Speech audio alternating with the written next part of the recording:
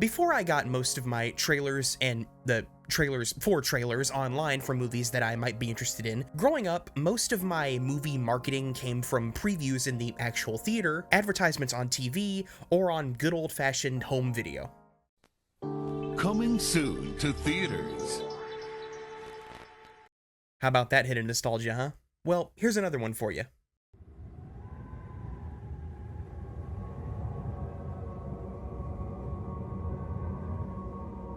To me, a strong image can sell you on a movie immediately. I don't need shots of celebrities that I recognize or a ton of dialogue explaining the narrative. All I need is an image that blows my mind in some way. These types of shots easily impress when you're a kid, but even as an adult, the spaceport moonshot is so fascinating to me. It's such a powerful visual, begging you to lean in and see what this world has in store for you. And then the rest of the trailer proceeded to top it with stunning image after stunning image. The score swelling over a montage of action set pieces, cyborg pirates, and a sphere that opened up to a holographic map leading to the perfect final line delivery that has haunted me since I first heard it. It's Treasure Planet.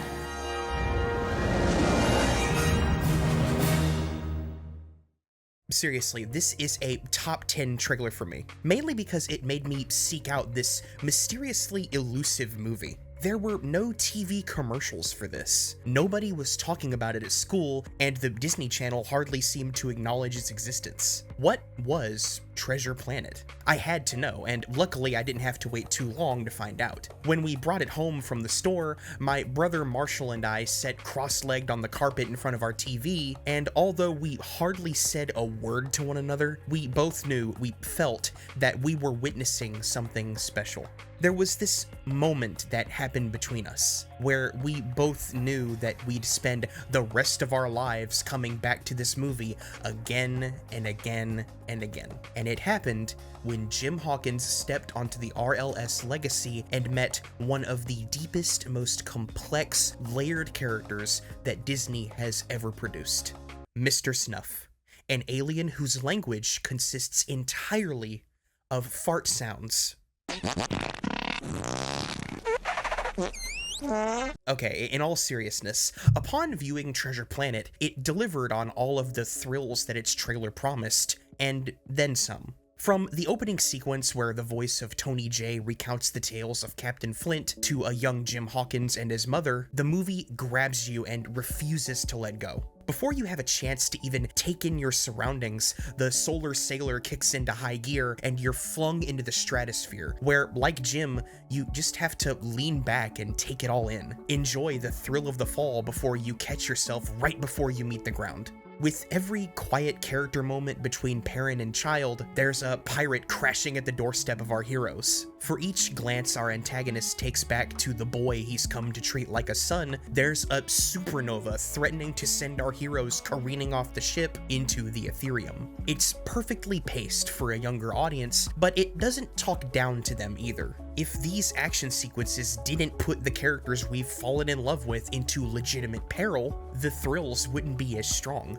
The Ethereum is enchanting, inviting even. I remember feeling the same excitement as Jim when the Legacy first leaves the spaceport. However, it's important to also remember that there are two scenes where characters are sent spiraling into the abyss of space, where they will undoubtedly perish. The journey that Jim Hawkins takes in pursuit of Flint's trove, the loot of 1,000 worlds, is a perilous one, an adventure far removed from the stories he used to enjoy with his mom as a boy.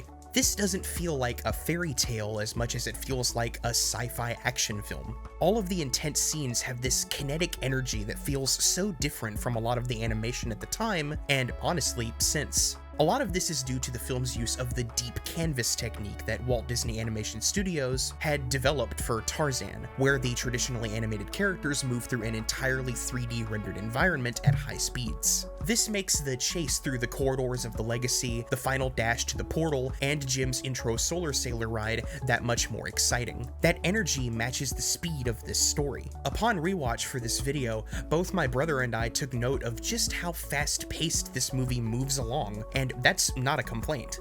It doesn't feel the need to overly explain the intricacies of its world. It's Treasure Island in space. There's a unique blend of science fiction technology alongside architecture and clothing from the 18th century. Muskets fire laser bolts, traditional sails are imbued with solar energy, and the treasure map is a hologram contained within a sphere. These are fantastical combinations of future and traditional technology, yet the movie doesn't draw too much attention to it because this world is lived in.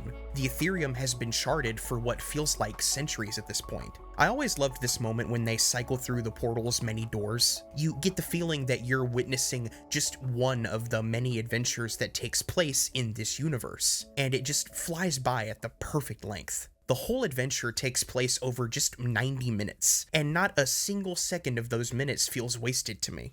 The reason I'm drawing so much attention to the length and pacing of this story is because for this video, as much as I can sit here and gush over the film's creativity and overall badassness, apparently badassness is a word, it would be one thing if the film only delivered on the thrills that the trailer promised. It's the "and then some" that concludes the first sentence of this paragraph that I truly want to focus on. You see, in its 90-minute runtime, not only does Treasure Planet give us an exhilarating and beautiful look into another world that creatively reimagines one of the most celebrated works of literature ever published, not only does it feature some of the most intense, heart-pounding action ever animated, not only does it have an alien creature that, I want to reiterate, speaks entirely in fart sounds, but it does all of that while managing to completely flesh out the relationship between its two lead characters. Two characters whose complex and constantly evolving story is what keeps me coming back after, oh my god, over 20 years after having first seen Treasure Planet. I really appreciate the way that the character of Jim Hawkins is portrayed here. Fitting perfectly with the mixture of realism and fantasy that we've already established, Jim is a very real teenager in a very bizarre world. His reality may be alien, but his struggles are incredibly human. However, like a real teen, Jim isn't exactly open with his struggles. He spends the majority of the first act full of sarcastic quips loaded with angst, but practically silent on how he's feeling. He only really opens up to his mom once, and it's an appeal to her to let him go on this adventure to make up for all the times he feels he's let her down. Side note, I love the animation of Jim's mother here. This look on her face when he says he lets her down just says so much. We know she doesn't see him as a disappointment, and she's pained that he might think that she does. Right from the opening scene, we see that Jim finds joy in the idea of adventure. At first as harmless escapism as a child to bond with his mother, and then in acts of delinquency as a teen to rebel against his environment, wanting to run away from the things that haunt him. Jim's father, whom we never really see, left him and his mother, and although he never outright says this, Jim blames himself. The same relationship that he had with his mother, Jim desperately wanted with his father, and through his attempts to connect with him, I think Jim felt that he annoyed his father, contributing to his decision to leave. This is how I read these brief glimpses of his father anyway. Definitely let me know what you think in the comments. Not only is the promise of adventure alluring to Jim, but the chance to rebuild the Bembo and repair how his mother sees him is just as much a part of the driving force that brings Jim aboard the RLS legacy. Once there, he meets the other most important character in the story. We know even less about John Silver than we do about Jim in this story. Where Jim is reserved and walled off, Silver is boisterous, always laughing and smiling, with his mutinous intentions hidden beneath his outgoing demeanor. Their first conversation is tinged with a heavy amount of distrust, and with good reason. Silver is the cyborg that Jim was warned about, and Jim is the boy who found the treasure map Silver is intending to steal from. What is at first set up to be a contest between two characters searching for the same treasure slowly unravels into a story about two people who find a lost part of themselves within one another. A true bond forms between these two, Jim seeing Silver as the father that he never had, and Silver seeing Jim not only like a son, but like himself before he gave in to his obsession with Flint's treasure. They both have several things in common, but what brought them together is that obsession. The fixation on that dream far off in the distance, obscured by clouds, shrouded in mystery, with the promise of glory and riches beyond your wildest dreams. A destiny concealed behind the combination of that spherical holographic map. Flint's Trove, the loot of 1,000 worlds. That's Treasure Planet. Interestingly enough, though, for all the build-up to the titular treasure, the film only has a few minutes of its characters standing amongst the gold at the core of the planet. It's fascinating, no doubt. As a kid, I was so excited when they finally got there, but I was more captivated by what was going to happen between Jim and Silver when they got to the treasure than I was with the treasure itself. We often use words like growth and change to describe the journey that our characters take. Silver definitely undergoes a huge change over the course of the story. At first, a mutinous pirate, so blinded by his obsession with the treasure that he feels he's owed by all he's given up for it, that he's even willing to give up this person he's grown to care for so much. He grapples to choose what truly matters to him, ignoring the warning signs in front of him as to how he'll end up if he continues to pursue this path. Silver is alone. Yeah, he's got a crew full of fellow pirates at his command, but several times he references how they'll drop him as soon as he shows any sign of weakness. There's no loyalty or friendship there. He has his pet Morph, whom he loves dearly, but when he shows this dark, monstrous part of himself, even Morph chooses to leave him behind and stay with Jim. Treasure Planet itself is less a goal or a place as it is a catalyst for the change within Silver and the growth that takes place within Jim. At the start, he's a troubled, rebellious youth whose future is uncertain. He keeps acting out, waiting for some adventure to come and find him, and it does. It literally lands right on his doorstep. However, Jim learns that the future he's seeking isn't going to come from riches and fame. It's entirely up to Jim to chart his own course and pursue the greatness that's already within him, to take a leadership role, reconcile with his past, and move on. To no longer blame himself for the lives he couldn't control and take command of the fate he can control. All he needed was that role model who would tell him what he needed to hear. In the scene where Silver tells Jim that what happened to Mr. Arrow isn't his fault, he might as well be saying that everything that Jim blames himself for isn't his fault. Silver not only sees the greatness inside Jim, but helps him to realize it. Even when they're standing against one another as enemies, Jim takes what Silver says to heart and grows into the natural leader that he is. Jim unlocked the map. Jim found the portal. Jim discovered the treasure. This is his journey. As Jim becomes greater, it seems as though Silver becomes worse. But it's not entirely that simple. There's a hint of tragedy in these early conversations before Jim discovers the mutiny. We know Silver has grown to love the boy, but he also has a lifelong dream he's been chasing. He has to face the reality of potentially blowing that dream up for a boy he's only known for this voyage. I think the reason that betrayal and subsequent redemption hits so hard is because it's implied that Silver was like Jim at some point, a young man who dreamed of greatness but lost himself in the pursuit of it without proper guidance, who hopes that when he finally gets his hands on that treasure, he'll be satisfied.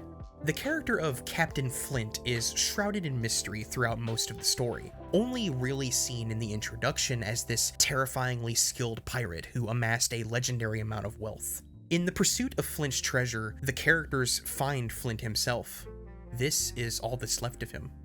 He died completely alone. The only thing he left behind is a legend, and a ton of treasure he was so fixated on that he rigged the entire planet to explode just so nobody else could find it. Flint is Silver's future without Jim. Flint is Jim's future without his family and friends. They both have choices to make to avoid the fate of Captain Flint. What is that treasure really worth when you have nobody? Alone, either by betraying everyone to get what you want, or because you close yourself off from everyone. Jim and Silver need one another to realize their full potential, and it's so poignant that the conclusions to their arcs happen back to back. Silver lets go of a boat full of treasure, ultimately giving up his dream to save the life of this boy. right after, in one of the most explosive, exciting finales to an animated film I've ever seen, Jim uses all of his skills and natural leadership capabilities to save the entire crew from certain doom, and man is it satisfying in every way. The animation is breathtaking, the stakes are high, and the musical score by James Newton Howard is phenomenal. One of the most underrated film scores of all time, in my opinion. It doesn't get talked about near enough. Oh, that moment when Jim flies toward the portal and the music cuts off for just a second before the main theme bursts back with the ship. Dude. 5, 4, 3, 2.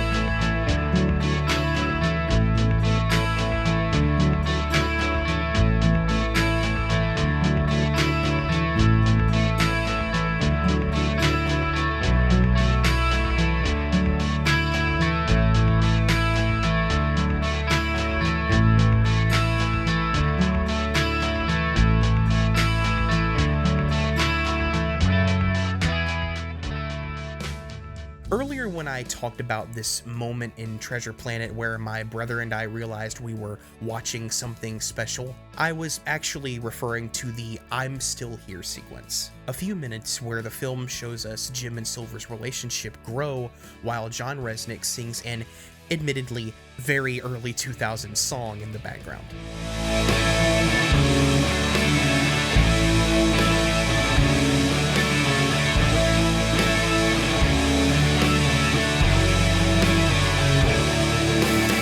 I always appreciate when a film does its job by showing instead of telling. There are plenty of great dialogue scenes between these two characters, but as I said before, this is a very fast-paced film, and this sequence is a creative way to actually show that relationship form. At first starting out kind of antagonistic, with Silver ultimately realizing Jim's potential and Jim growing to trust him more. Where the scene really shines though is in the wordless flashbacks to Jim's father leaving him and his mother. That moment where he remembers reaching out to his father as he leaves him behind, just as he returns to the present to see Silver take that role and invite him in to show him the love that his father never did. It just says so much more than any stretch of dialogue could have. All at once, heartbreaking, moving, and hopeful. In addition to being a thrilling, imaginative adventure, Treasure Planet has many things to say. We have to move on from our past in order to take control of our future, and that future won't mean much without those who help you to get there. The bonds that we form with those we call family or friends are what will get us to where we need to be, and where we think we need to be can change. It's an old saying, but it's about the journey and not the destination. It's about the memories we make with those that mean the most to us. Some of my fondest memories are watching Treasure Planet with Marshall when we were kids. This movie is part of our experience, our adventure. I'll cherish it forever. That's what Treasure Planet means to me.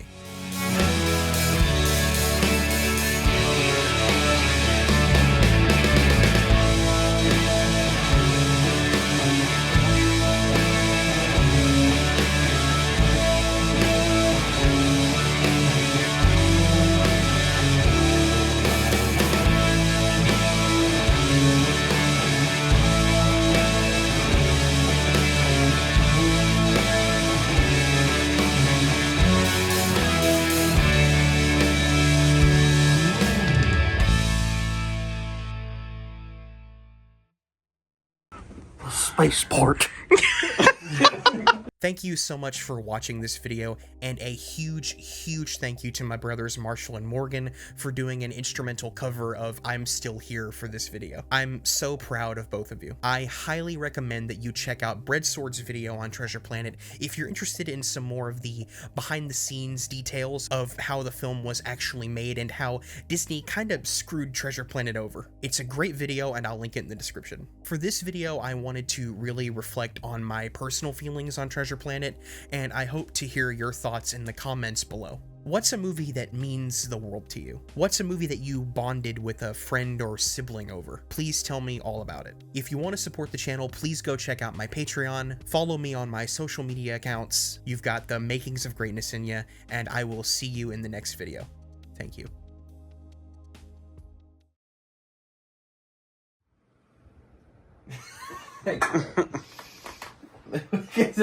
Everything's messing up. Everything's messing up. I try my best to make things work in this house when it comes to the creating things. And this program is the industry standard. I pay, well, guess what? They just made the price go up higher. Yeah, I used to pay $30 a month for this program. Now I pay $35, starting like this month. So I pay $35 a month for this program. And this is Pro Tools, by the way. And it messes up constantly. Today, we just recorded, like, we're pretty much almost done. We're towards the end game now. And we recorded so much of this damn thing, okay?